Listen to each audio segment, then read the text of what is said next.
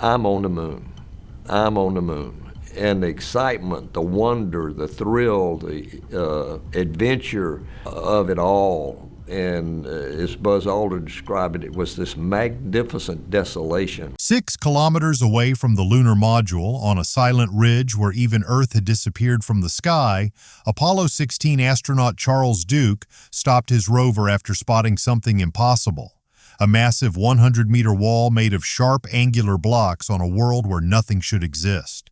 He reported it calmly to Houston, but after 30 seconds of complete silence, they simply told him to move on, and the photos he took were never released. Now, at 89, he's finally revealing what really happened and why humans never returned to the moon. The man Houston trusted. Charles Duke was the voice of Apollo 11, the Capcom who relayed the call when Armstrong and Aldrin touched down. Contact light, engine stop. Tranquility base here. The Eagle has landed. His response went out to the whole world, steady, cool, dry, the voice of a man who processed danger the way others processed weather.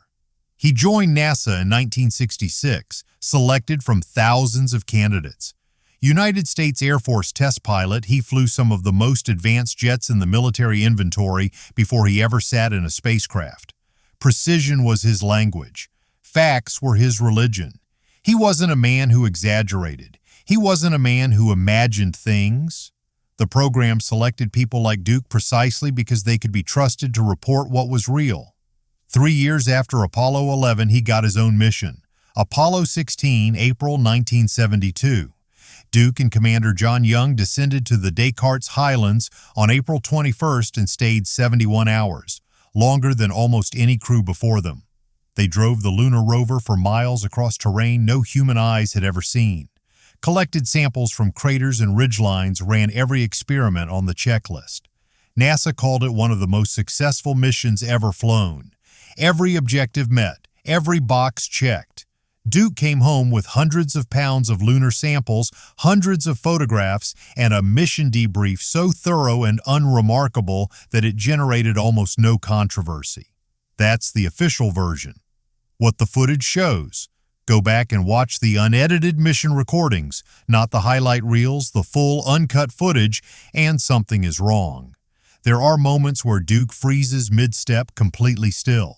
He stops and stares at something outside the camera's frame, something the lens never captures. Young's voice crackles through the radio. "Charlie, you okay?" Duke, barely audible. "Fine, just looking." His voice sounds distracted, like a man processing something his training never covered. The transcripts don't say what he was looking at. The post-mission reports don't mention it. Duke didn't talk about it for 4 decades when he began speaking publicly around 2015. He described things that don't belong in any official record. Sunlight on the moon should appear pure white. No atmosphere means no scattering. That's simple physics. But Duke noticed colors that had no reason being there. Blues, purples, not reflections from equipment or his visor. The light itself changed. He'd glance away and look back and it would be different, shifting on a world where nothing is meant to shift. He noticed sounds, not through the radio, not mechanical vibrations from the suit. Tones, frequencies, sometimes harmonic and almost musical, sometimes dissonant and deeply disturbing. He asked Young if he could hear it. Young said yes. 2 of the most rigorously trained test pilots in human history, both encountering something that breaks the laws of physics. They said nothing to Houston because who would have trusted them? Time moved wrong. Duke would perform a task, check his suit timer, and 20 minutes had disappeared when it had felt like 2. 5 minutes on the clock stretched into what felt like an hour. Young experienced the same distortions. Their personal sense of time never matched the mission clock during the entire surface stay, not once. And there was the presence. Every astronaut who walked on the moon felt it, Duke has said. Not Houston, not each other. Something else, something vast and aware, inescapable. Like something enormous was observing them the way you'd observe an insect that crawled onto your hand. Patient in a way that felt ancient, in a way no human mind was built to understand. Not hostile exactly, but completely indifferent to whether they understood it or not. Constant from the moment they stepped onto the surface until the moment they sealed the hatch to leave. Not occasional, not tied to any specific location, just there. Always there. Duke and Young compared notes privately in the lunar module. Hatch sealed, surface sealed out behind them. The lights, the sounds, the time slipping, the feeling of being watched. Their accounts match detail for detail. Two of the most rigorously trained observers in the history of space exploration described experiences that had no scientific explanation, no protocol, no column on any debrief checklist. They agreed on everything and they told no one because there was no version of that conversation that didn't end their careers. The structures, those anomalies, the lights, the sounds, the time distortions, the presence. That's not what kept Duke silent for 40 years. That's not the reason we stopped going to the moon. They were unsettling, unexplainable, but subjective. Hard to prove, easy for NASA to dismiss as stress or disorientation or the psychological toll of operating in one of the most hostile environments in the universe. Two men reported that they heard tones in a vacuum and felt like something was watching them. Houston could file that under mission stress and never look at it again. What comes next can't be dismissed like that. What comes next is physical, real, photographed. Duke and Young are 6 kilometers from the lunar module, far side of a ridge, Earth not even visible in the sky above them. Just the two of them, the rover, and an endless gray emptiness stretching to a razor-sharp horizon. They're collecting geological samples, routine work, methodical, the kind of task you run on autopilot. The mission clock is running normally. Everything is on track. Then Duke looks toward the horizon. Something feels off with the shapes. On the moon, everything is random. Craters, boulders, debris scattered by billions of years of meteorite impacts. Nothing has sharp edges. Nothing is uniform. That's not an opinion, it's geology. The moon is chaos turned solid. But what Duke sees on that horizon has edges, geometry, lines too straight, angles too consistent, too intentional to be natural. He calls it out to Young. Young stops the rover immediately. He sees it too. They drive closer slowly. The rover kicks up fine gray dust. That hangs in the airless vacuum before settling back like powder. Neither of them speaks. The radio is open but quiet. Just two men breathing. As they close the distance, the shapes turn into something that makes every hour of training, every briefing, every assumption about what the moon is supposed to be completely meaningless. A wall, a foundation, angular blocks covered in thick lunar dust, but clearly not shaped by geology, not the result of any natural process they'd ever been briefed on. Built, carefully built by something with intelligence and intent. The blocks are uniform in a way that geology never creates, fitted together in a way that erosion never forms.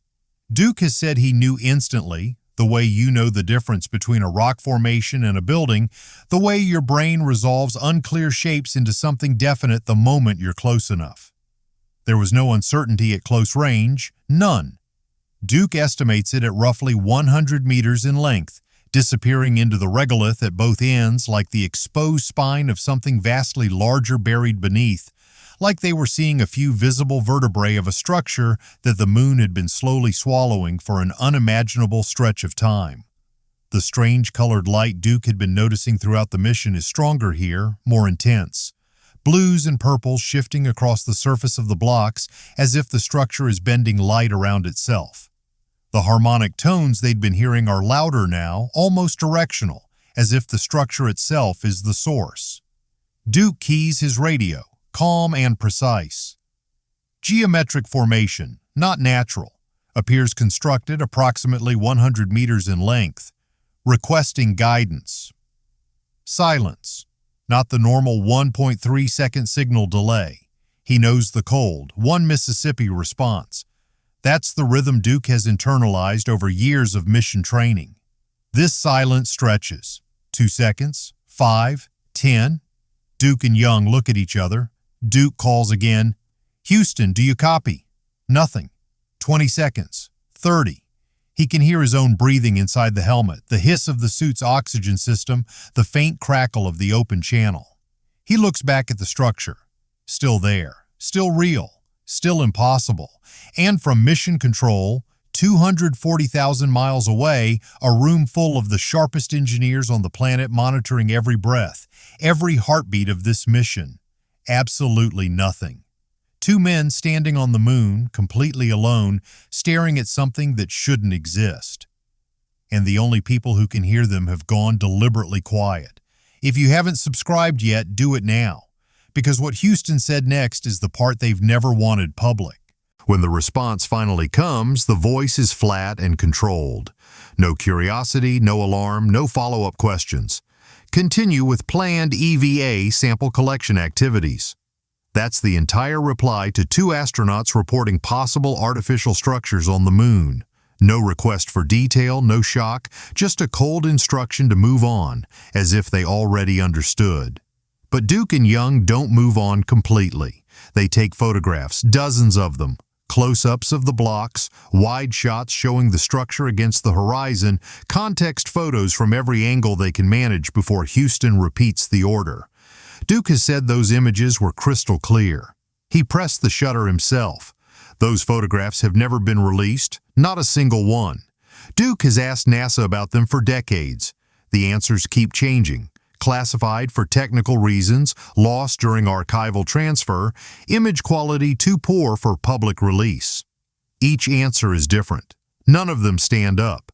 Duke has described his reaction as barely contained anger, not the frustration of a man who lost something, but the anger of a man who knows exactly what happened to it and can't prove it. He was there. He held that camera in his own gloved hands. He pressed the shutter. The images were sharp, crystal clear, nothing wrong with the exposures. And he says with absolute certainty those photographs are sitting in a vault somewhere, cataloged, accessible to someone, buried under 50 years of institutional silence that has never once been officially explained. Deep time. The structures themselves aren't even the most unsettling detail. It's their age. When Duke was asked in a 2019 interview whether the structures looked recent, he shook his head slowly. He described them as eroded, worn down in ways that shouldn't be possible on an airless world, no wind, no rain, no weather of any kind. But they showed the unmistakable marks of deep time, covered in micrometeorite impact craters that only build up over millions of years of constant bombardment from space, possibly hundreds of millions of years. They predated anything humans have ever built. They predated humans entirely. Sit with that for a moment. The oldest human structures on Earth, Göbekli Tepe, the megalithic temples of Malta, are at most 12,000 years old. What Duke was describing makes those seem like they were built yesterday. Whatever intelligence constructed those walls, whatever hands or tools shaped those blocks, they did it when our ancestors were still hundreds of millions of years from existing. They built on the moon, watched it slowly bury their work under regolith and micrometeorite rain, and were gone, all of it, before the first single-celled organism crawled out of Earth's oceans. And Duke has said plainly, NASA knows, and they decided the public shouldn't, the others.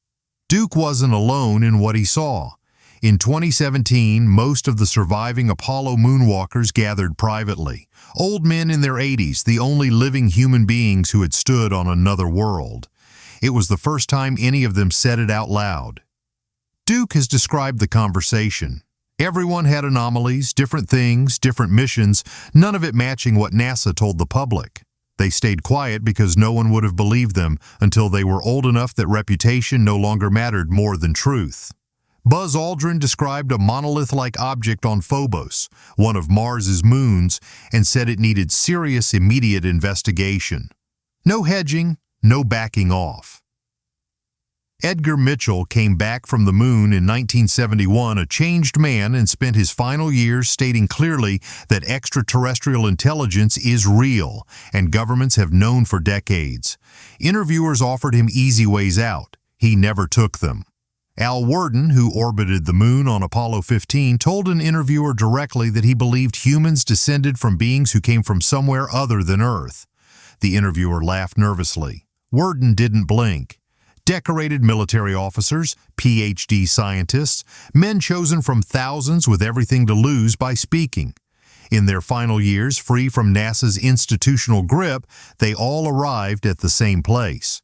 When one moonwalker describes anomalies, you can dismiss it. When all of them do, independently, different missions, different decades, that's not confusion. That's a pattern. Why did we stop? In 2023, someone asked Duke directly, "Is there a cover-up?" Duke described it as institutional paralysis. NASA has data, photographs, and observations from multiple missions suggesting the moon is far stranger than the dead rock story the public was given. Releasing it would fundamentally challenge what people believe about our place in the universe, about whether we're alone, whether we ever were, whether human history as we understand it is the complete picture. And so, year after year, decade after decade, they sit on it. Not out of malice in Duke's framing, out of something smaller and more human, the unwillingness to be the institution that shatters what everyone believes, just fear. But that's the preamble. Then Duke says the thing that finally explains 50 years of silence. We could have continued. Lunar bases, dozens more missions really investigating what was there. The technology existed, the capability existed, the will existed, at least among the astronauts and engineers who built and lived the program. But we stopped after Apollo 17 in December 1972. In the span of 4 years, 1969 to 1972, 12 human beings walked on the surface of another world, and then it was over. No gradual wind-down, no replacement program waiting in the wings, a hard stop, as if someone flipped a switch. The official explanation is the budget, Congress cutting funding, Vietnam, Watergate. All of it is true on the surface. The money was real, the political pressure was real, the public interest had faded. None of that is fabricated, but those forces have ended programs before and after Apollo without causing this kind of absolute permanent halt. Programs get paused, restructured, redirected. Apollo didn't. It stopped completely. And humanity didn't return for 50 years. The real reason, the one nobody will say out loud, is that the people making the decisions realized the moon was raising questions they couldn't answer. Questions about who was there before us, what those structures mean, whether we're alone, whether we ever were. And in Duke's own framing, it was easier to stop going than to confront what was being found. Not just harder politically, not just complicated to explain, genuinely easier to close the door, walk away, and keep walking for half a century. Think about the scale of that. The most extraordinary leap in human exploration in recorded history, 12 people touching another world, and we walked away from it. Not because we had to, because we chose to. Because whatever was sitting in the Descartes Highlands was asking a question we weren't prepared to answer. And the decision was made, quietly, institutionally, that we were better off not asking it. We found something up there that we weren't ready to face, something that challenged everything we believe about human history and our place in the cosmos. 50 years later, we're still not ready. The testimony. Duke is 89 years old. He has lived a full life, raised a family, served his country in ways most people will never be asked to. In what he knows are his final years, he's doing something that would have destroyed his career and his legacy if he'd attempted it 3 decades ago, telling the world what really happened up there. Most people, when they reach their 80s, spend their energy protecting what they've built. Duke is doing the opposite. He walked on the moon. He saw things not in any official report. He reported things that were ignored. He took photographs that disappeared. He stood in a room with the other 11 moonwalkers and heard them say it out loud for the first time. And he's talking now because the public deserves the real version, not the sanitized one NASA has spent 50 years carefully maintaining. The structures are still there, in the Descartes Highlands, where they've been for what Duke believes are millions of years, silent. The photographs are in an archive somewhere. The questions those 12 men whispered at a private reunion remain unanswered. Duke kept quiet for 40 years. Now at 89, he's talking. The real question isn't whether you believe him. It's simpler than that. Why hasn't NASA ever released those photographs? And what exactly are they still protecting us from? Drop your answer in the comments below and subscribe right now, because the Apollo missions left far more than NASA has ever wanted you to know.